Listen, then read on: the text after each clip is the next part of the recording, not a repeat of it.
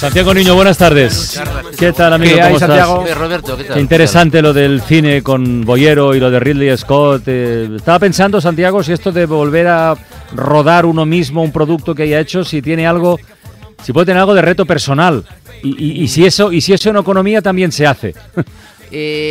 Bueno, yo pienso que sí. Yo pienso, por ejemplo, mi hobby es la fotografía. Sí. Yo hay fotografías que las repito varias veces, en distintos momentos, pues para sacar pues cosas que antes no he visto, etcétera, etcétera. En economía se reexplican cosas. Ya. Es decir, conceptos que en un momento se explicaron, luego se les da otra explicación. Por ejemplo, el concepto de desempleo tecnológico. El concepto de desempleo tecnológico es un concepto muy antiguo de los años 30, que utilizó, bueno, que sacó a la luz Keynes y tal, ¿no? Y Robinson y tal. Y ahora, de alguna forma, está volviendo. De otra manera, claro, pero está volviendo. Sí, pasa. Pues mira, hoy vamos a reexplicar algo que hemos comentado más de una vez aquí en La Ventana, y es que en la España de hoy, en este país, existen por lo menos dos discursos o dos relatos, ¿no? El real, el de verdad, en el que preocupa pues la pobreza, la desigualdad, con datos muy contundentes, mucho, y el relato oficial, donde se habla más, que la hay, de recuperación de empleo, de crecimiento del PIB, de mejora del beneficio empresarial, mayor consumo, cifras, números, estadísticas. ¿Con cuál nos quedamos? Vamos a ver, si admitimos que un 23% de pobreza, un 28% de exclusión social, un paro estructural en torno al 20% o más, y una temporalidad que no te garantiza salir de la pobreza aunque trabajes es normal, yo entonces compro el discurso oficial. Pero si no, no. No sé, Santiago, ¿dónde estarías tú? Bueno, a ver, esto que apuntas es absolutamente cierto. O sea, es decir, oímos al gobierno y no oímos prácticamente a la oposición negarlo, todo se ha dicho, de que España vuelve a ir bien. Y bueno, y da unos números. Y luego, por otra parte, organizaciones no gubernamentales, que yo creo que, no sé, yo creo que a Oxfam nadie le puede acusar de nada, vamos, me parece, vaya. Y de este calibre, o sea, organizaciones reconocidas a nivel mundial, dan otros datos que no tienen absolutamente nada que ver con aquellos datos, ¿no? Entonces, yo lo que creo es que, o una de dos, o se está dando un mensaje equivocado, un mensaje parcial más que equivocado, porque se están buscando unos fines, es decir, tranquilizar a la opinión pública, o bien es que, sin decirlo, estamos en una España en la que una España se ha olvidado de otra España. Ya. Y en medio no hay nada. Es decir, si admitimos, como comentabas, ¿no? Damos por hecho, asumimos que bueno, que la pobreza, la exclusión social, la pobreza infantil, etcétera, etcétera, es esa y vale, y ya está, y bueno, pues bueno, pues en fin, entonces sí que es verdad todo lo otro. Es decir, hay una España que sí o que cree que sí, que está bien o cree que está bien, etcétera, etcétera.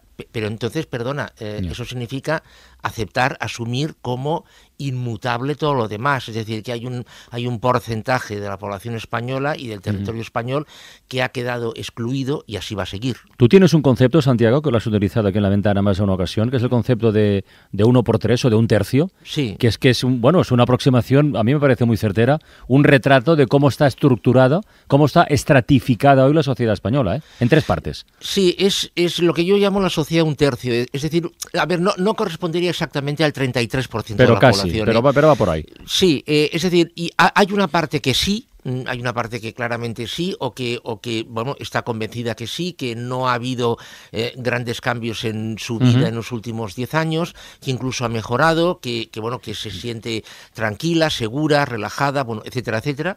Luego hay otro tercio que cree que sí, que piensa que sí, que de momento sí, que parece que sí, y que, por descontado, desea creer que va a seguir siendo que sí.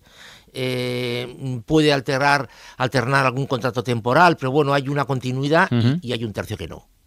Hay un tercio. Que son los perdedores, los excluidos, los que están en la cuneta. Sí. Lo que pasa es que así como, por ejemplo, en el siglo XIX era muy, incluso en el XX era muy fácil identificar a estos sectores, hoy es mucho más complicado. Por ejemplo, tomando datos de Barcelona, digo Barcelona porque no tengo datos de Madrid, por ejemplo, de otro sitio.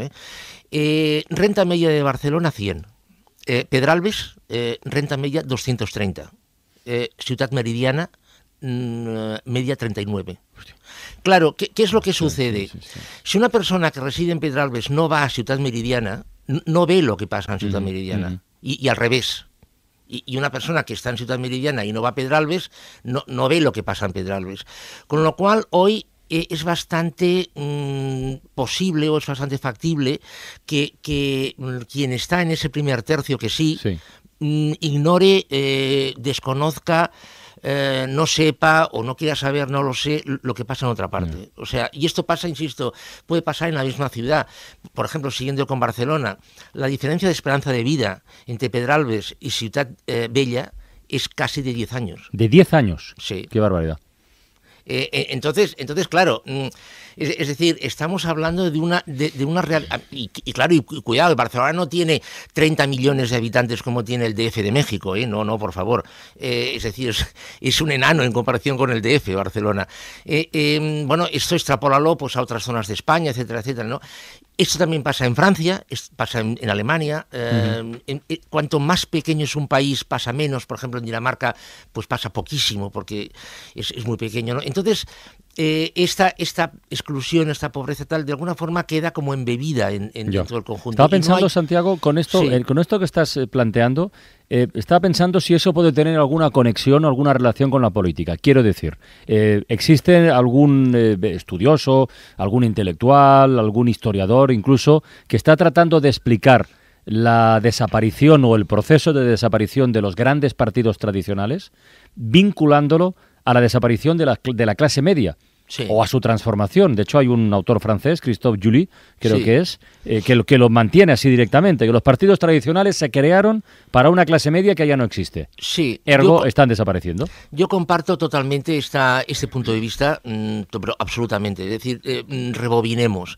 El concepto de democracia que tenemos ahora con la estructura de partidos, etcétera, etcétera, nace después de la Segunda Guerra Mundial, inmediatamente después de la Segunda Guerra Mundial, cuando Europa se está reconstruyendo, cuando en Estados Unidos se está produciendo un crecimiento económico salvaje, cuando en Europa también, cuando evidentemente la clase media está aumentando. Es decir, la radiografía que podemos trazar, España evidentemente estaba un poco al margen de esto, pero la radiografía que podemos trazar de un país europeo en los años 60, principios de los 70, es un país en el que evidentemente los megarricos están por encima de todo, como siempre.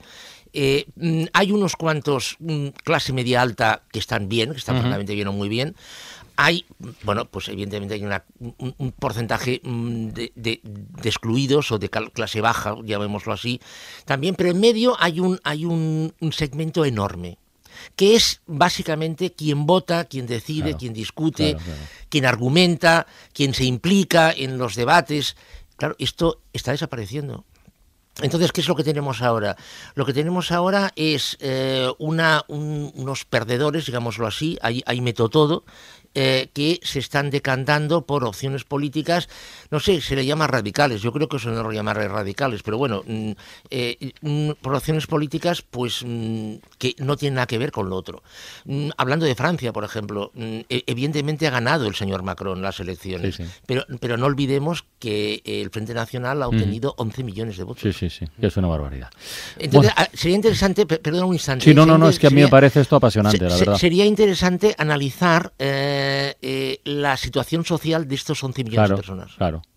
Santiago Niño, cuídate mucho. Vale, de acuerdo. Hasta la próxima semana. Hasta luego. Adiós.